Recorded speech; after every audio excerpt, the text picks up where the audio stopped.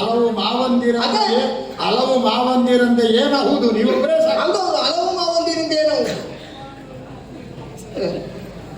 ಎಂತದ್ದು ಇಲ್ಲ.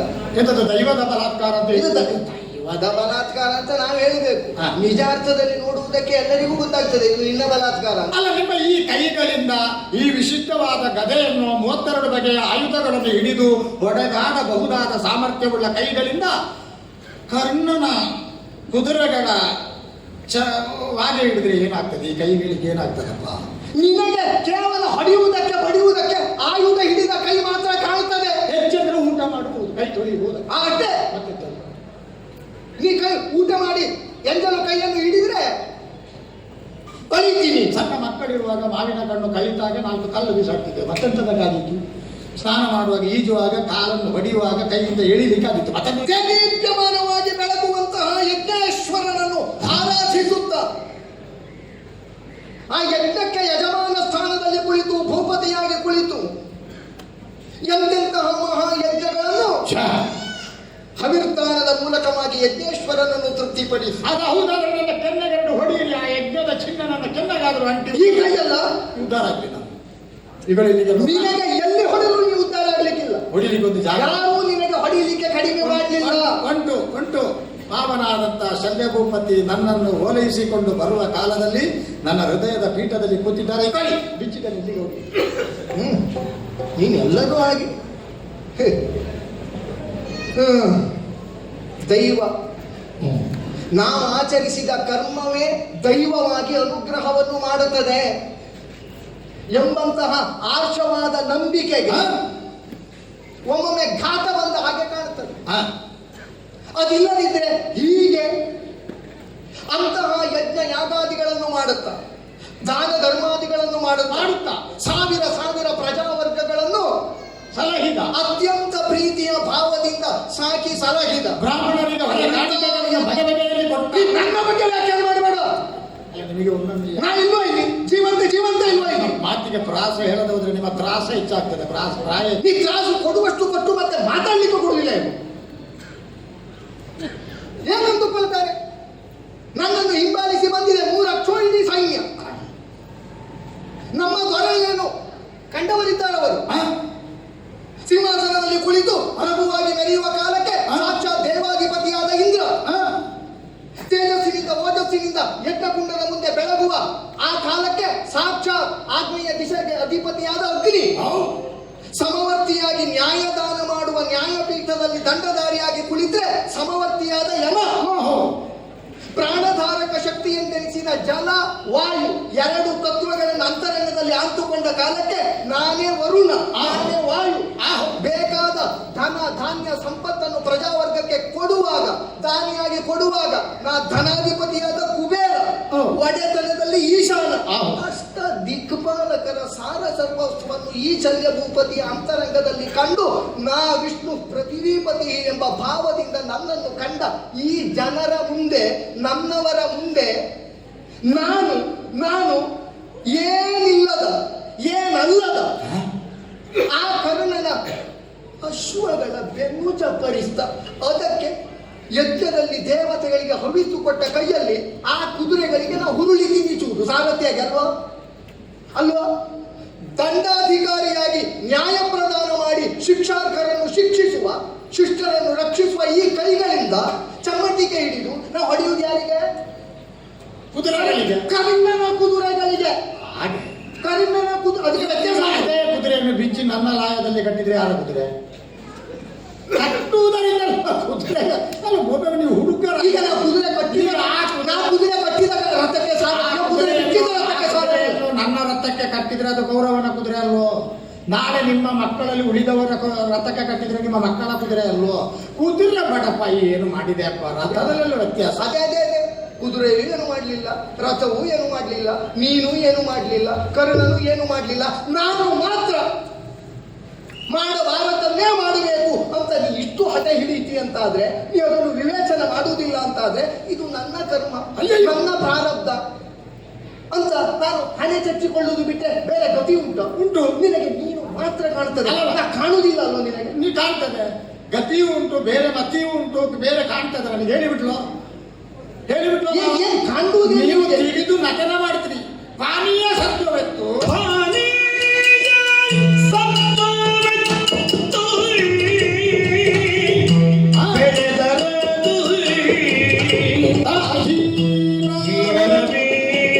ಜಗಕ್ಕೆ ಮುತ್ತು ಹಾನಿಗೆ ನೀನು ಸೂತನ ಹಾನಿಗೆ ನೀನು ಸೂತನ ಮನೆಯೊಳಗೆ ತಾನಿಲ್ಲದಿಯ ಚಾತನ ವಿಕ್ರಮಕ್ಕೆ ಕುಂದಪ್ಪುದೇ ವಿಕ್ರಮಕ್ಕೆ ಕುಂದಪ್ಪುದೇ ಭುಜಬಲ ಪರಾಕ್ರಮಕ್ಕೆ ಜಡೆಯಪ್ಪುದೇ ಭುಜಬಲ ಪರಾಕ್ರಮಕ್ಕೆ ಜಡೆಯಪ್ಪುದೇ ಶಕ್ರನಿವಗಲ್ಲ ಪಾಡು ಶಕ್ರನಿವಗಲ್ಲ ಪಾಡು ಬರಿದೆ ನೀ ವಕ್ರಿಸದೆ ದಯವ ಮಾಡು ಬರಿದೆ ನೀ ವಕ್ರಿಸದೆ ದಯವ ಮಾಡು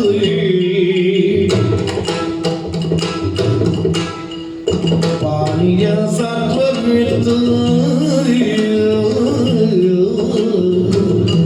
ಮಾವ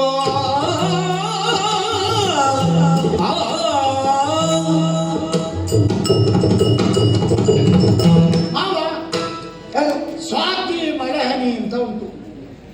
ಸಮುದ್ರದೊಳಗೆ ಚಿಪ್ಪು ಉಂಟು. ಹಾ. ವರ್ಷಕಾಲ ಅಂತ ಹೇಳಿದ ಮೇಲೆ ಕೆಲವು ಲಗ್ನಗಳಲ್ಲಿ, ಹಾ. ಕೆಲವು ಮುಹೂರ್ತಗಳಲ್ಲಿ, ಕೆಲವು ನಕ್ಷತ್ರಗಳಲ್ಲಿ ಹ್ಮ್. ಆಧಿಕ್ಯ ಅಥವಾ ಕಡಿಮೆ ಅಥವಾ ಸಾಧಾರಣ ಎನ್ನುವ ತರತಮಗಳುಂಟು. ಸ್ವಾತಿ ಮಳೆ ಅಂತ ಪ್ರತ್ಯೇಕ. ಈಗ ಉಳಿದ ಮಳೆಗಳಂತೆ ಅದು ಮಳೆ.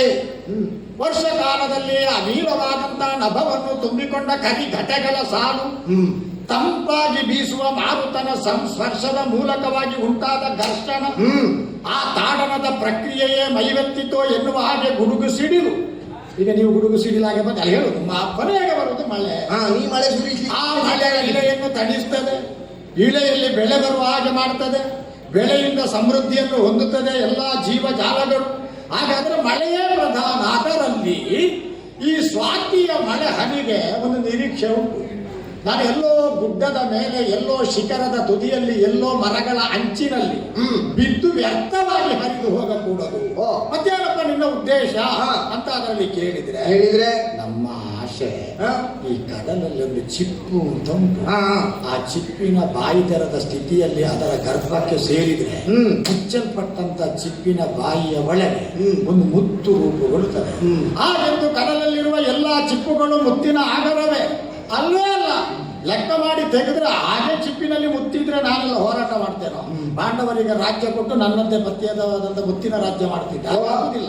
ಆ ಬಳಿಕ ಈ ಇರುವಂತಹ ಚಿಪ್ಪುಗಳಿಗೂ ಒಂದು ಸಾರ್ಥಕತೆ. ಎಲ್ಲ ಮಳೆ ನೀರಿಗೆ ಬಾಯಿ ತೆರೆದು ಕೂತುಕೊಳ್ಳುವುದಲ್ಲ, ಸ್ವಾತಿ ಮಳೆ ಹನಿಯೇ ಆ ಚಿಪ್ಪಿನ ಒಳಗೆ ಬರಬೇಕು. ಎರಡಕ್ಕೂ ಆತ್ಮೀಯವಾದಂತಹ ಸಂಬಂಧ. ಆ ಸಂಬಂಧದ ಕಾರಣದಿಂದಲೇ ಸ್ವಾತಿ ಮುತ್ತಿನ ಮಳೆ ಹನಿ ಅಂತ ಕರೆಯಲ್ಪಟ್ಟರು. ಹೇಳಿ ಮಾವ, ಪಾನೀಯ ಸತ್ವವೆತ್ತು ಬೆಳೆದರೆ ಹೀನವೇ ಲೋಕದಲ್ಲಿ ಮುತ್ತು.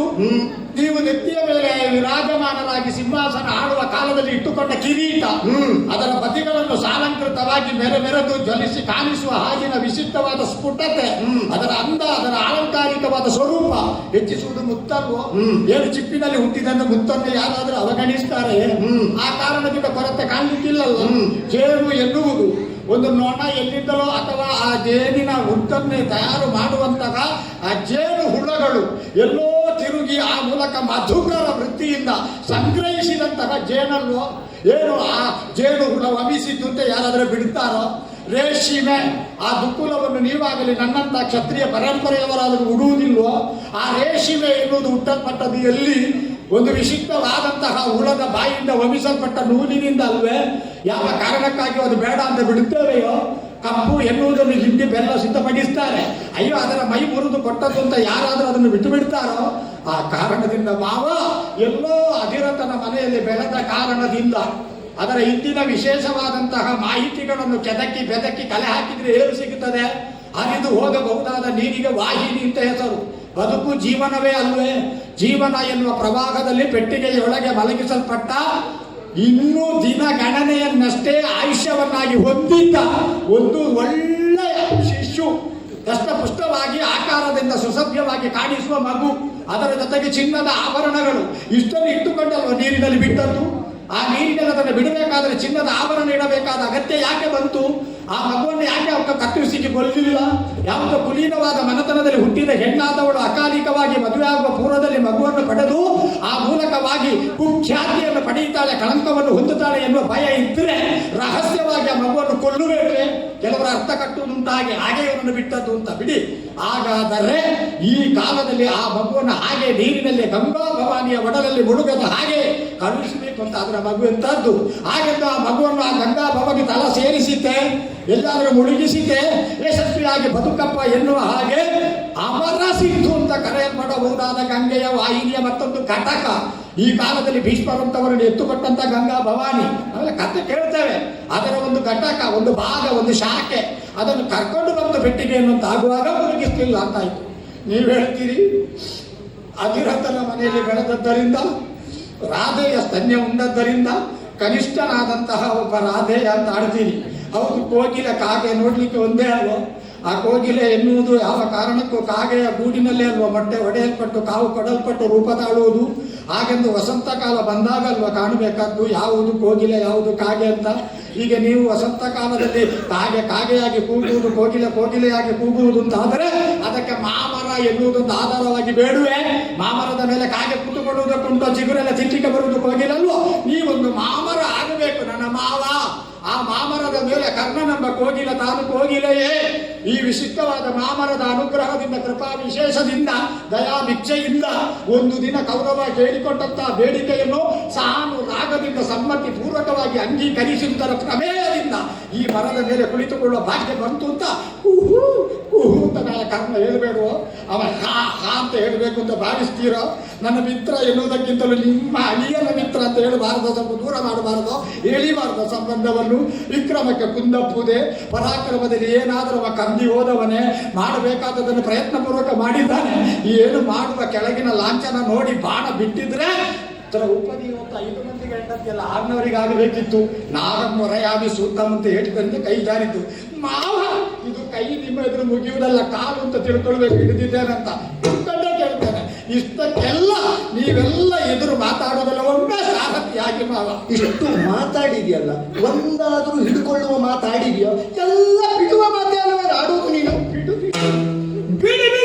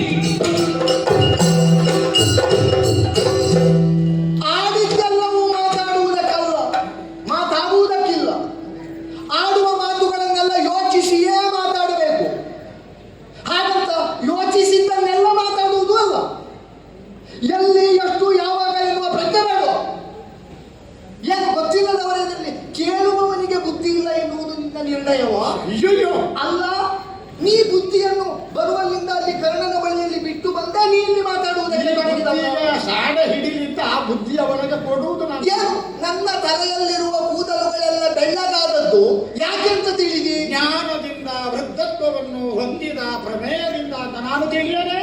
ಎಷ್ಟು ತಿಳಿದವ ನೀ ಇಷ್ಟು ಮಾತಾಡ್ತಿ ಅಂತ? ಅದರದು ವ್ಯಂಗ್ಯ ಅಂತ ನಾ ತಿಳಿಯದೆ. ತಿಳಿದ ಮೇಲೂ ನಾನು ಅಷ್ಟೇ ಮಾತಾಡಿದ್ದು ತಪ್ಪು, ಇನ್ನೂ ಮಾತಾಡಬೇಕಿತ್ತು, ವ್ಯವಧಾನ ಇಲ್ಲ ನನಗೆ. ಮಾತಾಡ್ತಾನವ ನನಗೆ ನೀ ಯಾರು ಅಂತಲೂ ಗೊತ್ತುಂಟು, ಅವ ಯಾರು ಅಂತಲೂ ಗೊತ್ತುಂಟು, ನಾನು ಯಾರು ಎನ್ನುವುದು ಗೊತ್ತುಂಟು. ಅದಕ್ಕೆ ಸ್ವರೂಪ ಜ್ಞಾನ ಅಂತ ಹೆಸರು. ಮಾತಾಡ್ತಾನವ. ನಿನಗೆ ಅವ ಮಹಾರಥಿ, ನಿನಗೆ ಅವ ರಾಜಾಧಿರಾಜ, ನಿನಗೆ ಅವ ಸ್ನೇಹಿತ, ನಿನಗೆ ಅವ ಮಿತ್ರ. ಕರ್ಣನತಿ ಬಲನೆಂಬ ಭಕ್ತರಳು ನಿಮ್ಮ ಎದುರವ ಸಾರ ಹೇಳಿಬಿಟ್ಟಾನ.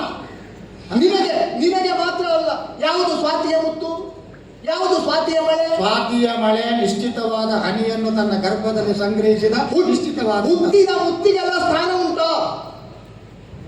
ಇಲ್ಲ, ಅದು ಬೇರೆ. ಈಗ ಸಾರ್ವತ್ರಿಕವಾದ ಸ್ಥಾನಮಾನದಲ್ಲಿ ನಾನು ಹೇಳೋದು ಚಿಪ್ಪಿನೊಳಗೆ ಹುಟ್ಟಿದ ಮುತ್ತಿಗೆ ಕೀಳು ಭಾವ ಇಲ್ಲಲ್ಲ. ಚಿಪ್ಪಿನೊಳಗೆ ಹುಟ್ಟಿದ ಮುತ್ತಿಗಾದರೂ ಅದು ಮುತ್ತು ಎನ್ನುವ ನೆಲೆಯಲ್ಲಿ ಎಲ್ಲ ಕಡೆಯಲ್ಲಿ ಅದು ಸ್ಥಾನ ಪಡೆಯುವುದಿಲ್ಲ. ಎಲ್ಲ ಕಡೆಯಲ್ಲಿ ಪಡೆಯುವುದಿಲ್ಲ.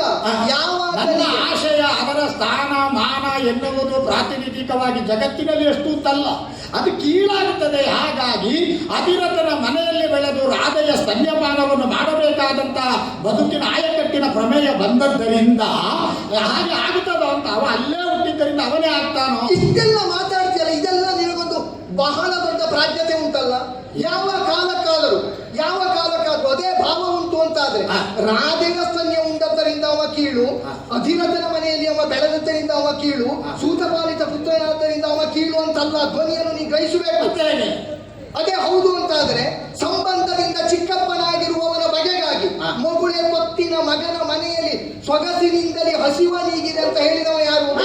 ಆಗ ನಿನಗೆ ಮುತ್ತು ಚಿಪ್ಪು ಗೊತ್ತಾಗಲಿಲ್ಲ. ನಾನು ಹೇಳಿದ್ದೆ ನೋಡಿ, ಕಾಲ ದೇಶ ಪಾತ್ರ, ನೀವು ಹಿರಿಯರು ಆದ್ದರಿಂದಲೇ ಕೇಳಿ ಇಲ್ಲ ಅದನ್ನು ಬಗೆಹರಿಸಿಕೊಂಡು ಹೋಗುವ, ಇಲ್ಲಂದ್ರೆ ನಾನು ಅಪರಾಧಿಯಾಗಿ ಹೋಗ್ತೇನೆ. ಅಯ್ಯೋ, ಬೆಳಗಾಗುವಾಗ ನಾನು ಅಪರಾಧಿ ಅಲ್ಲದೆ ಹೋದರು ಅಪರಾಧ ಭಾವದಿಂದ ಹೊರಗಾಗಬೇಕಾದ್ದು ನೋಡಿ.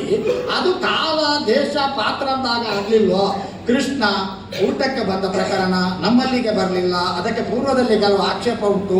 ಅಲ್ಲಿ ಮಾಡದೆಯೂ ಇಲ್ಲಿ ಮಾಡಿದ್ಯಲ್ಲ, ಅದು ಬೇರೆ ಅಲ್ವೋ? ಇದು ಹಾಗಲ್ಲ. ನಿಮಗೆ ಸಾರಥಿತನವನ್ನು ಕೈಗೊಳ್ಳುವರೆ ಕರ್ಣನ ವ್ಯಕ್ತಿತ್ವದ ಬಗ್ಗೆ ಉಂಟಾದಂತ ಕೀಳು ಭಾವನೆ, ಅವನ ವ್ಯಕ್ತಿತ್ವದ ಕುರಿತಾಗಿ ಉಂಟಾದ ಗೌಣ ಭಾವನೆ, ಅದು ಸರಿಯಲ್ಲ. ಅದಕ್ಕೆ ನಾನು ಉದಾಹರಣೆಯನ್ನು ಕೊಟ್ಟೆ. ನನ್ನ ಅಂತರಂಗದಲ್ಲಿರುವ ಭಾವವನ್ನು ಸ್ಪಷ್ಟವಾಗಿ ಆಡ್ತೇನೆ. ಹೇಗೆ ಕೇಳುವ? ಇದು ಯಾವ ನೆಲೆಯಲ್ಲಿಯೂ ಕೀಳು ಅಂತ ಆಡಿದ್ದಲ್ಲ.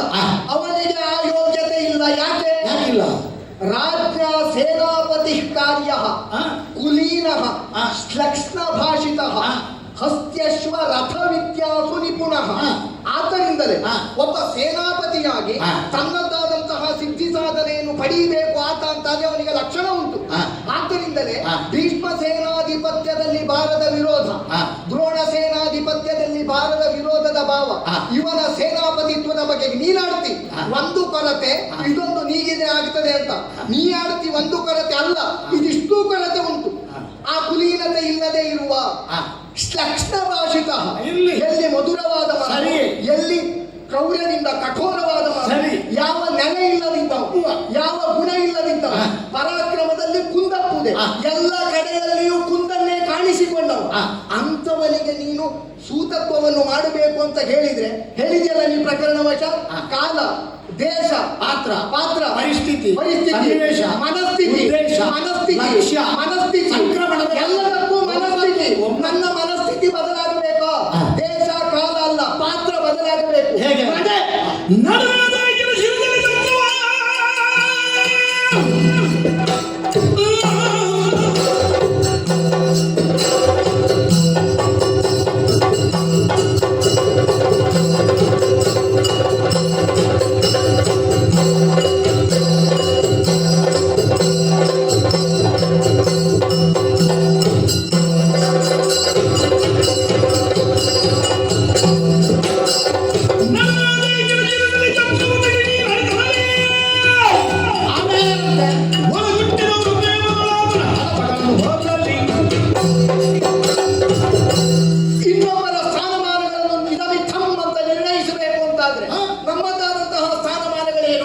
ಅದರ ಏರಿಳಿತಗಳೇನು, ಅದಕ್ಕೆ ದೇಶ ಕಾಲ ಪಾತ್ರದ ಔಚಿತ್ಯ ಏನೆನ್ನುವ ಪ್ರಜ್ಞೆ. ಭೂಪತಿಯಾದಂತಹ ಶಲ್ಯ ಸಾರಥಿಯಾಗಬೇಕು ಅಂತಾದ್ರೆ ಭೂಪತಿಯಾದ ನೀ ಏನಾಗಬೇಕು ಮೊದಲು ಗೊತ್ತುಂಟಾ? ಎಲ್ಲಿಗೆ? ಆ ರಾಧೆಯನ ಬಳಿಗೆ ಹೋಗು.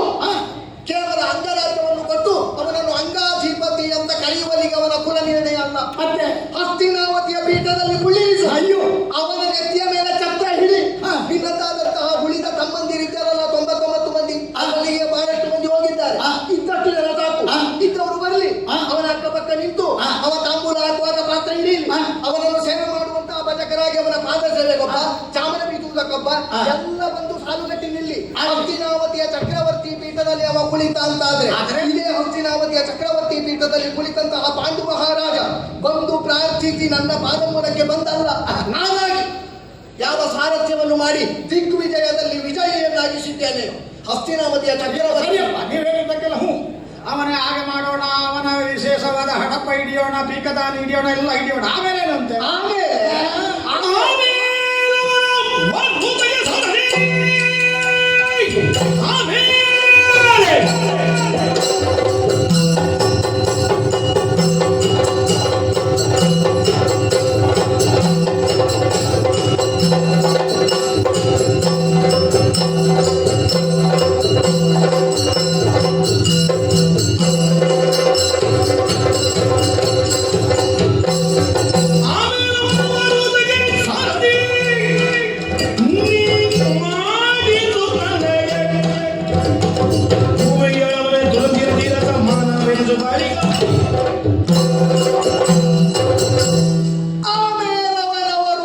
ನನ್ನ ಸಂಪೂರ್ಣವಾದ ಕುತೂಹಲ, ನಿರೀಕ್ಷೆ, ಬೆರಗು, ವಿಸ್ಮಯ, ಆಶಯ ಇರುವುದರಲ್ಲಿ ಆಮೇಲೆ ಏನು? ಆಮೇಲೆ ನನಗೆ ಆಮೇಲೆ ಮುಖ್ಯ. ಆಮೇಲೆ ನಿನ್ನ ಲಾಯದಲ್ಲಿ ಕಟ್ಟಿದ್ದ, ಯಾರ ಲಾಯದಲ್ಲಿ ಕಟ್ಟಿದ್ದು? ಆಗ ಕುದುರೆ ತಂದು ಕಟ್ಟು, ಆಗ ಕೊಡು ಚಮ್ಮಟಿಗೆ, ಆಗ ಏನಿಯವ ಮಹಾರಥಿಯ ಹಸ್ತಿನಾವತಿಯ ಚಕ್ರವರ್ತಿಯಾಗಿ. ಸುಯೋಧನರಿಗೆ ಅಣ್ಣ ಅಂತಲ್ಲ, ಆಗ ಸುಯೋಧನರಿಗೆ ಸಂಬಂಧ ಆವಾಗ ಹುಟ್ಟುತ್ತದೆ ಅಂತಲ್ಲ. ಹಾಗೆ ಆ ನೆಲೆಯಲ್ಲಿ ನೀವು ಕೊಡು ಚಮ್ಮಟಿಗೆ ಹಿಡಿತೇನೆ, ಆಗ ಸಾರಥಿಯಾಗುತ್ತೇನೆ. ಅದನ್ನು ಬಿಟ್ಟು ಭೀಷ್ಮರ ಸೇನಾಧಿಪತ್ಯದಲ್ಲಿ ಬರಲಿಲ್ಲ ನಿನಗೆ ಬುದ್ಧಿ, ದ್ರೋಣರ ಸೇನಾಧಿಪತಿತ್ವದಲ್ಲಿ ಬರಲಿಲ್ಲ ನಿನಗೆ ಬುದ್ಧಿ. ಆ ಕಾಲ ಬಂದು ನೀ ಪಾದ ಹಿಡಿತಿದ್ರೆ ಇಷ್ಟೊತ್ತಿಗೆ ನಿನಗೆ ಗೆದ್ದಾಗುತ್ತಿತ್ತು. ಆವಾಗ ಯಾವಾಗಲೂ ಬರದೇ ಇರುವಂತಹ ಬುದ್ಧಿ, ಅದು ಕೀಳು ಬುದ್ಧಿ, ಅದು ನಿನಗೀಗ ಜಾಗೃತವಾಗಿದೆ ಅಂತಾದ್ರೆ ಅದೇ ನಿನ್ನ ಹಣೆ ಬರ ಅಂತಾದ್ರೆ ಮೊದಲು ಇದಿಷ್ಟನ್ನು ಮಾಡು. ನನ್ನನ್ನು ಇಷ್ಟು ಇಳಿಸ್ಲಿಕ್ಕೆ ನಿನ್ನ ಸಂಕಲ್ಪ ಹುಟ್ಟೋತಾದ್ರೆ ನೀ ಕೆಳಗಿಳಿ ಬದಲು ನೀ ಕೆಳಗಿಳಿ. ಯಾವ ಸಿಂಹಾಸನ ಏರ್ಲಿಕ್ಕೆ ಅಂತಲ್ವ ನಿನ್ನ ಈ ಯುದ್ಧ, ಆ ಸಿಂಹಾಸನದಿಂದ ನೀ